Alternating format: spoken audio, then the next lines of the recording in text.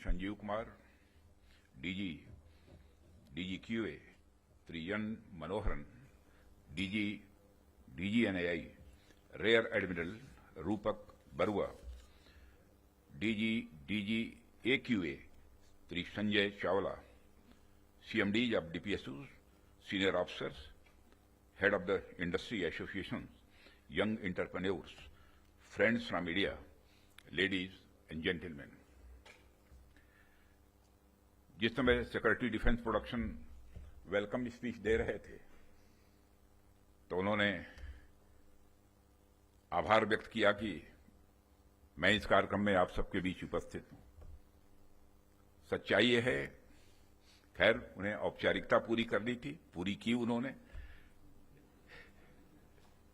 लेकिन इस national quality conclave में आना मुझे बेहद अच्छा लगा है।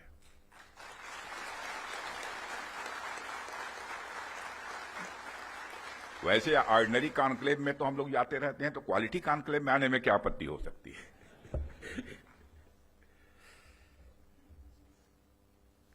साथियों, सबसे पहले तो मैं हमारी आर्म फोर्सेज ने कल जो कार्रवाई की है,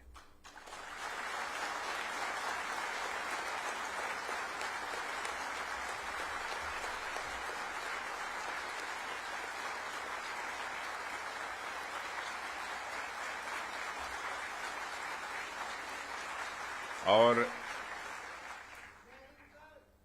जय हिंद, जो शौर्य और पराक्रम दिखाया है उसके लिए मैं हृदय से बधाई देता हूं। पाकिस्तान और पीओके में जिस तरह से हमारी आर्म फोर्सेस ने टेरर कैंप्स को नेस्त नाबूद किया है, वो हम सबके लिए एक गौरव का विषय है।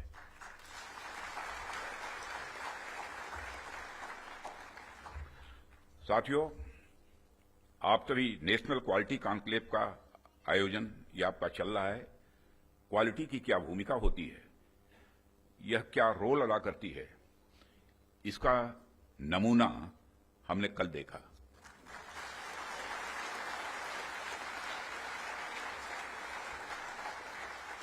जिस प्रेसीजन के साथ यानी जिस सटीकता के साथ ऑपरेशन सिंदूर एग्जीक्यूट किया गया, वह अनइमेजिनेबल है, बहुत ही सराहनीय है। इसमें 9 टेररिस्ट कैंप्स तबाह हुए और अच्छी खासी संख्या में आतंकी मारे गए।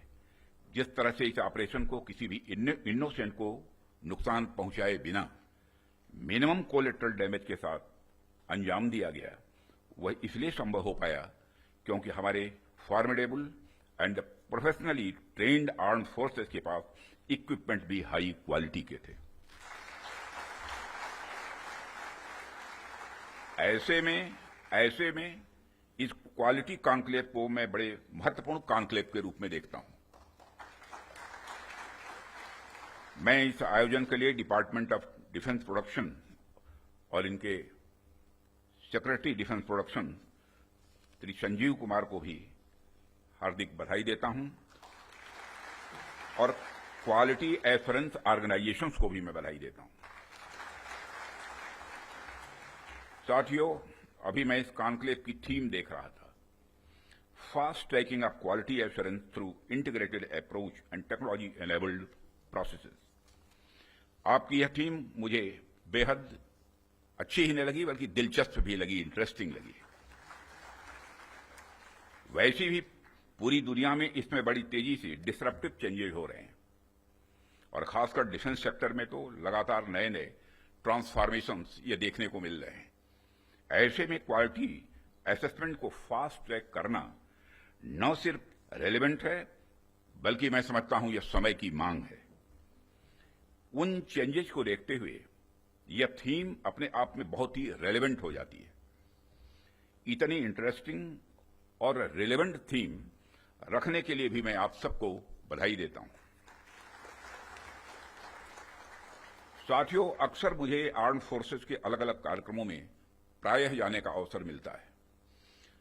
रिसर्च एंड डेवलपमेंट ऑर्गेनाइजेशंस के इवेंट्स में जाने का भी अवसर मिलता रहता है। प्राइवेट सेक्टर द्वारा आयोजित कार्यक्रमों में भी मैं प्रायः जाता ही रहता हूं। परंतु आज का यह जो मंच है यह अपने आप में बड़ा अलग है और एक विशिष्ट मंच है। मैं ये देख रहा हूं कि यहां कई सारे लोग हैं जो अलग अलग फील्ड्स में महारत जिन्होंने हासिल की है, महारथी बैठे हैं यहां। इसलिए मुझे लगता है कि आज की हमारी बातचीत भी कई मायनों में विशेष होने वाली है। साथियों, इस क्वालिटी कॉन्क्लेव की महत्ता और आवश्यकता पर तो मैं आगे चर्चा करूंगा ही, परंतु पहले मैं आपको कुछ ऐसे बिंदुओं से, कुछ ऐसे पॉइंट से अवगत कराना चाहूंगा जो हमारी सरकार की प्रायोरिटीज से जुड़े हुए हैं। 2014 में माननीय प्रधानमंत्री जी के नेतृत्व में हमारी सरकार आने के बाद प्रधानमंत्री जी ने हमें एक अत्यंत महत्वपूर्ण सूत्र प्रदान किया।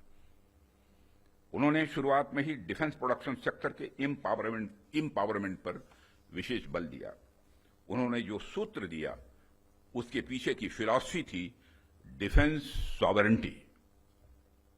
डिफेंस सॉवरेंटी का मतलब कि जब तक कोई देश अपनी डिफेंस नीड्स में कैपेबल तथा सेल्फ रिलायंट नहीं होता, तब तक उसकी आजादी पूरी तरह से नहीं मानी जा सकती।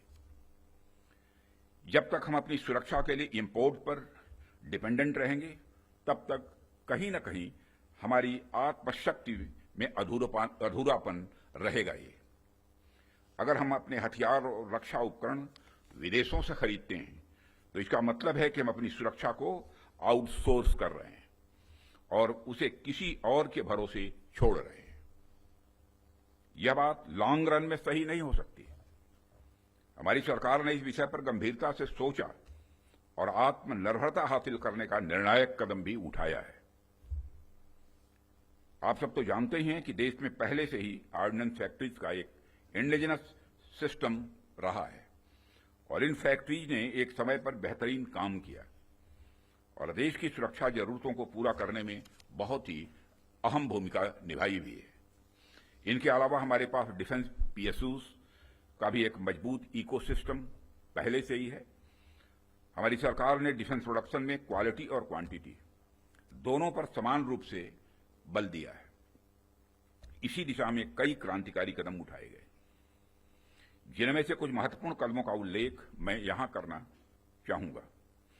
ऑर्डिनेंस फैक्ट्रीज का कॉर्पोरेटाइजेशन उनमें से एक अत्यंत महत्वपूर्ण कदम रहा है, जिसे हमने इंश्योर किया ताकि कम समय में ही डिफेंस प्रोडक्शन में व्यापक सुधार हो सके।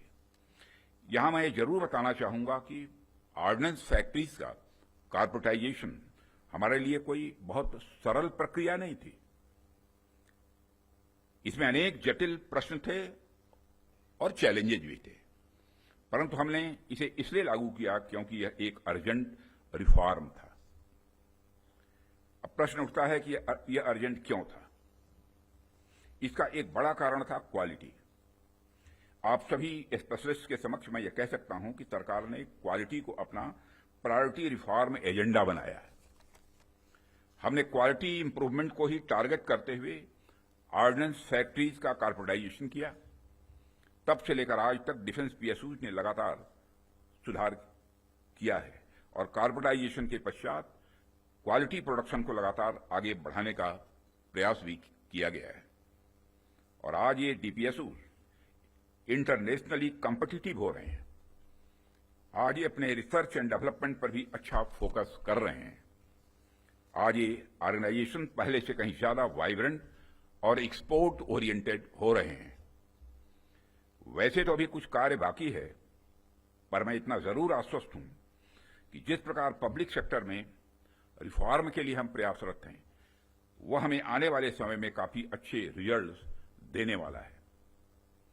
साथियों, पब्लिक सेक्टर के डेवलपमेंट के पीछे हमारा एक ही उद्देश्य भी रहा है कि एक healthy competitive private defence ecosystem का विकास किया जाए, जो अपनी क्वालिटी के माध्यम से देश की सुरक्षा को और अधिक मजबूत बनाए।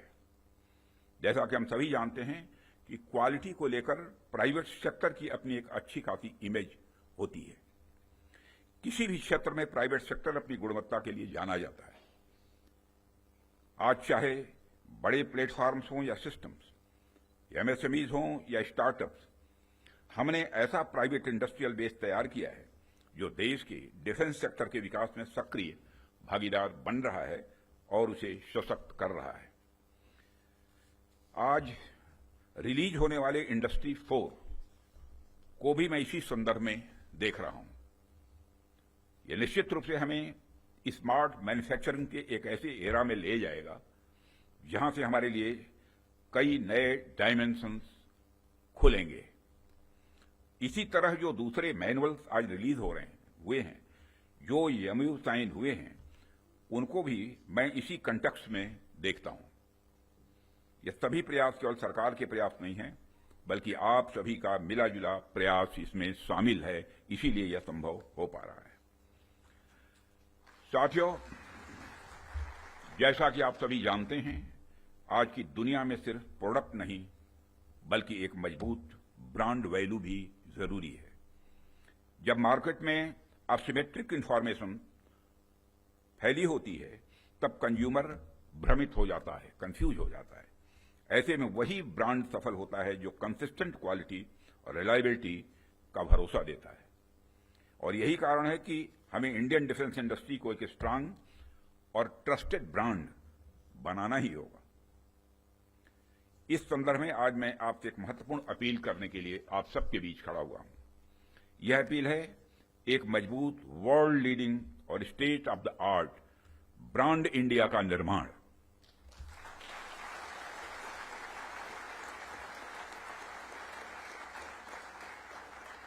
ताकि दुनिया की डिफेंस मार्केट में प्रोडक्ट्स को लेकर जब कंट्रीज के मन में डाउट हो तो वह ब्रांड इंडिया को चूज करे। Whenever in doubt, go for India। यह हमारी यूएसपी होनी चाहिए, यही हमारी यूएसपी होनी चाहिए। ब्रांड इंडिया का मतलब है कि अगर किसी इंडियन कंपनी ने कुछ प्रॉमिस किया है तो वो होगा ही होगा, होकर ही रहेगा। किसी प्रोडक्ट की भला फला रेंज तक मारक क्षमता है तो होगा ही होगा, यह भरोसा होना चाहिए। उससे नीचे का तो कोई सवाल ही खड़ा ही नहीं होता। किसी प्रोडक्ट की फला टेम्परेचर तक में काम करने की कैपेसिटी है तो होगी ही होगी, उससे नीचे का तो कोई प्रश्न ही नहीं खड़ा होता। यह होना चाहिए हमारा क्वालिटी एश्योरेंस और ब्रांड इंडिया का भरोसा। और जब हम ऐसा कर पाने में सफल होंगे, तभी इंटरनेशनल बायर्स हमें एक ट्रस्टेड सप्लायर के रूप में देखेंगे और कहेंगे, don't go for doubt, go for India.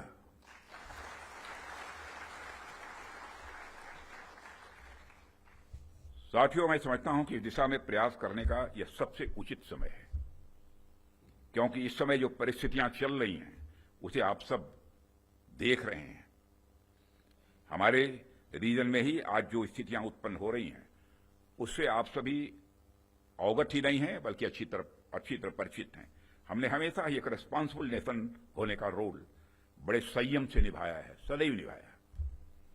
हम लगातार इस बात के पक्ष कर रहे हैं कि समस्याओं का समाधान बातचीत के जरिए से हो, परंतु इसका अर्थ यह नहीं है कि हमारी सहनशीलता का कोई नाजायज फायदा उठाए।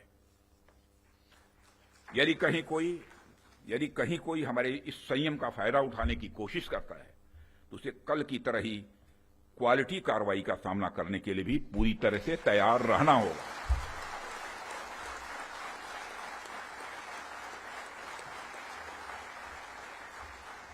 कल की तरह ही क्वालिटी कार्रवाई का सामना करने के लिए उसे तैयार रहना होगा।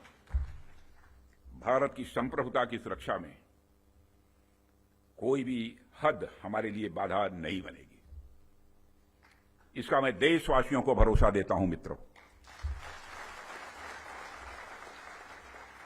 ऐसे रेस्पॉन्सिबल रेस्पॉन्सेस के लिए हम आगे भी पूरी तरह से तैयार हैं। और यदि हमारी यह तैयारी बनी हुई है तो इसमें आपका एक बहुत बड़ा रोल है, बहुत ही महत्वपूर्ण रोल है। इसके लिए मैं आप सबको बधाई देना चाहता हूं, आप सबकी मैं सराहना करता हूं।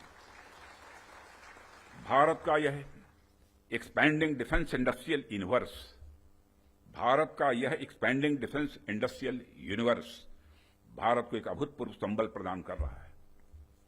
और इसी प्रकार अगर आज के ग्लोबल सिनेरियो पर नजर डालें तो ग्लोबल ऑर्डर में हमें बड़े बड़े चेंजेस देखने को मिल रहे हैं। हमारे सामने कई अनसर्टेन डायमेंशंस ओपन हो रहे हैं। यूरोप से लेकर एशिया तक हर जगह कॉन्फ्लिक्ट्स बढ़ते जा रहे हैं।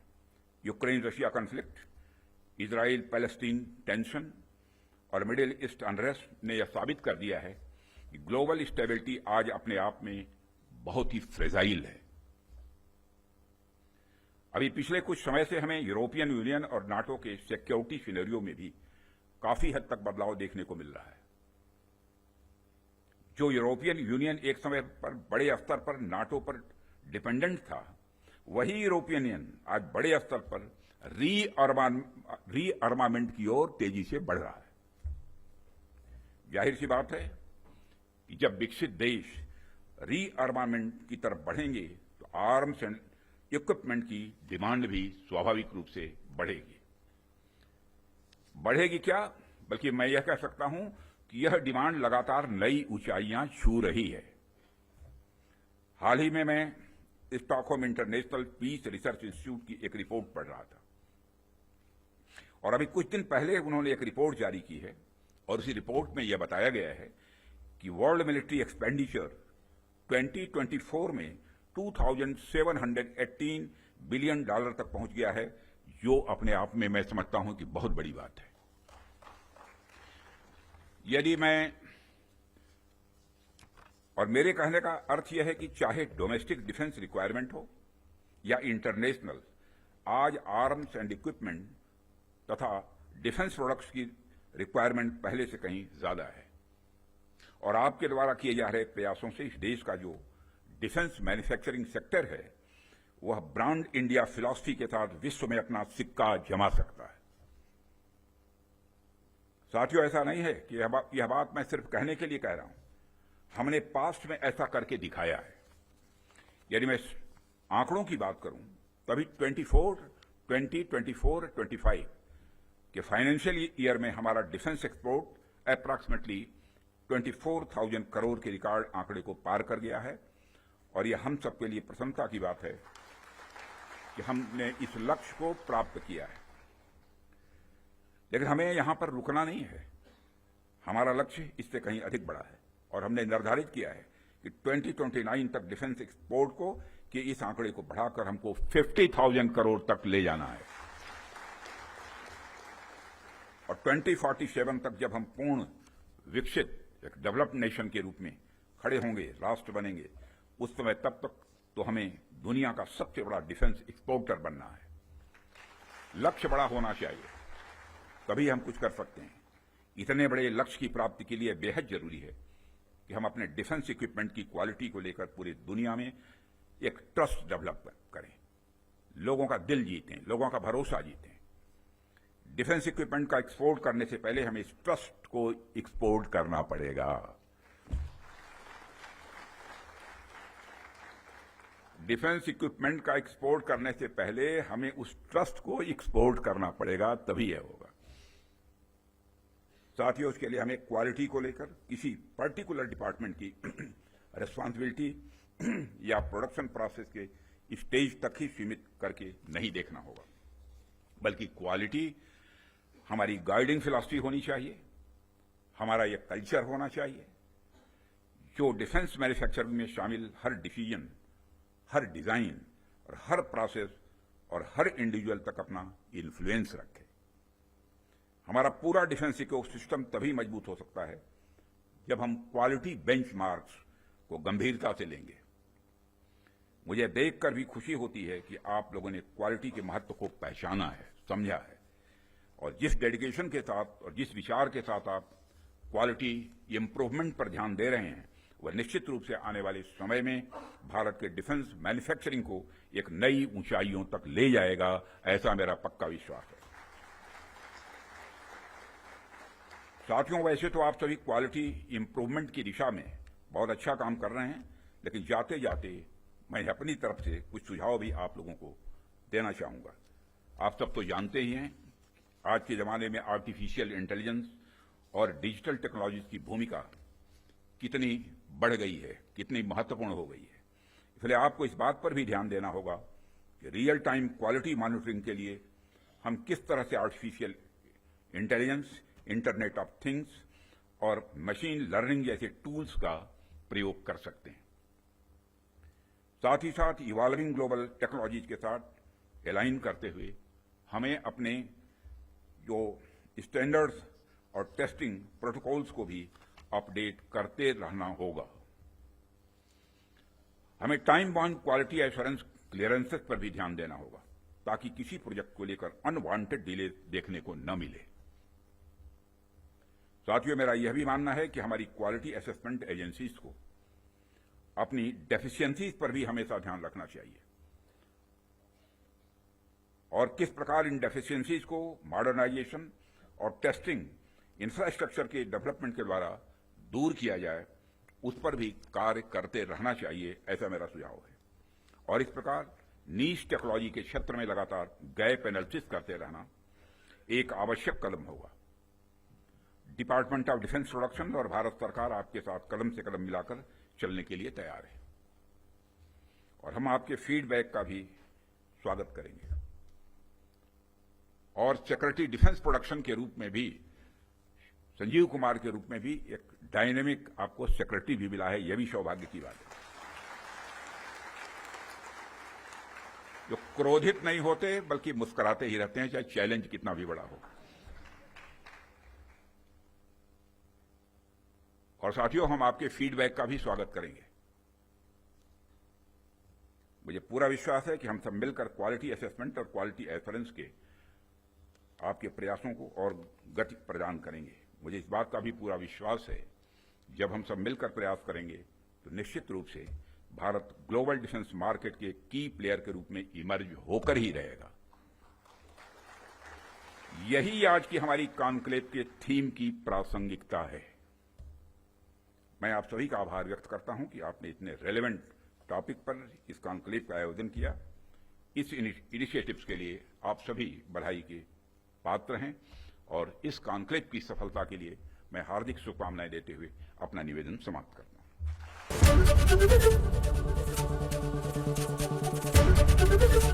एबीपी गंगा, खबर आपकी, जुबान आपकी।